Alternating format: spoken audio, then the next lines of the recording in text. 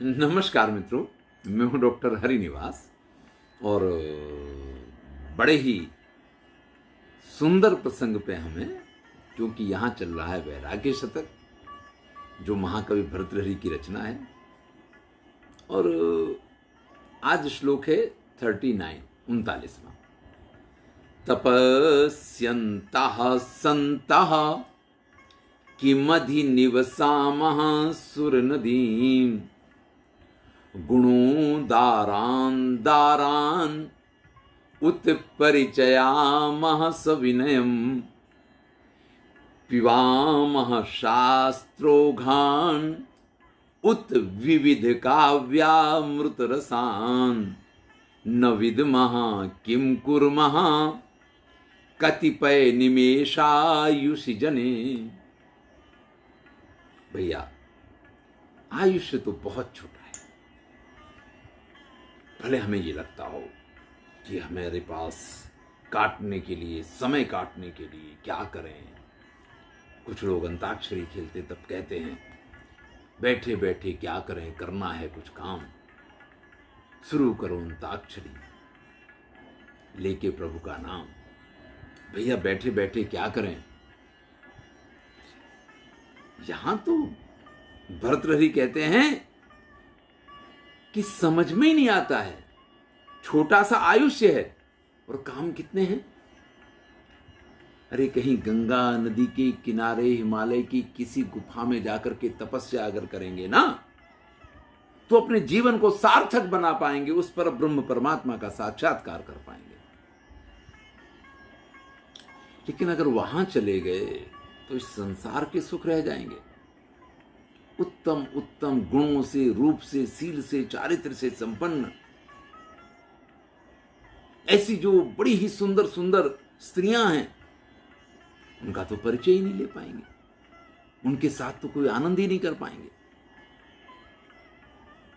अरे कितने सुंदर सुंदर शास्त्र हैं, साहित्य है, काव्य का अमृत है, मैं उसका रसपान करूं। समझ में ही नहीं आता है कि जाके तपस्या करूं, इस संसार में स्त्रियों का आनंद लूं या काव्यामृत का आनंद लूं या शास्त्रों का अध्ययन करूं।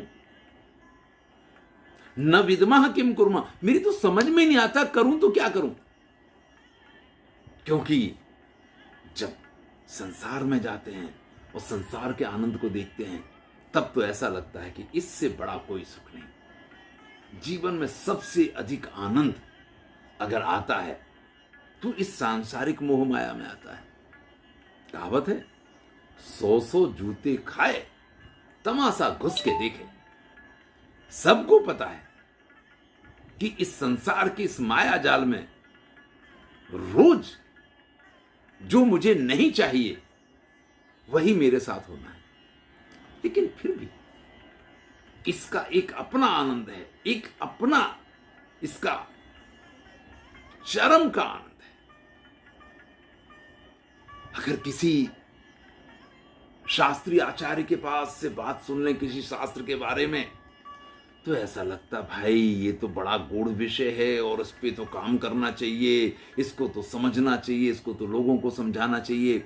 आज ही हमारी बात चल रही थी प्रातःकाल में, गुड़गांव के इंस्टीट्यूट में एक अजय जैन जी हैं, उनके साथ में तो मनुस्मृति को लेकर के चर्चा शुरू हुई और फिर विचार ऐसे ऐसे आते हैं कि क्या करें और क्या ना करें।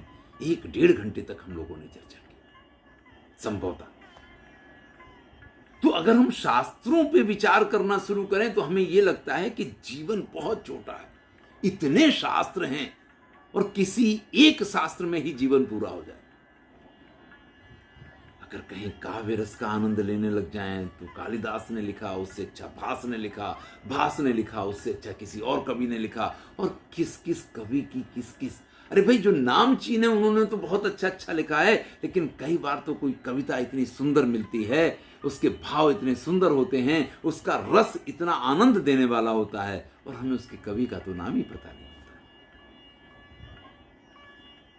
उम्र बहुत कम है, समय मेरे पास बहुत कम है, मैं समझ नहीं पा रहा हूं, मैं शास्त्रों का आनंद लूं, मैं काव्य का आनंद लूं, मैं इस संसार का आनंद लूं, या फिर मैं इस सब का परित्याग करके और कहीं हिमालय की गुफा में जाकर के गंगा के किनारे स्नान करूं और उस किसी ऐसी गुफा में जाकर के बैठ करके तपस्या करूं जहां कोई मुझे ना जानता हो, जहां कोई मेरे पास ना आए। निश्चय नहीं कर पा रहा हूं कि मैं क्या करूं। भैया, यहां भले ये बात कही गई है, लेकिन संसार की यात्रा में अगर आपको मोक्ष की प्राप्ति करनी है तो हमारे यहां पुरुषार्थ चतुष्टय बताया गया है, धर्म, अर्थ, काम और मोक्ष।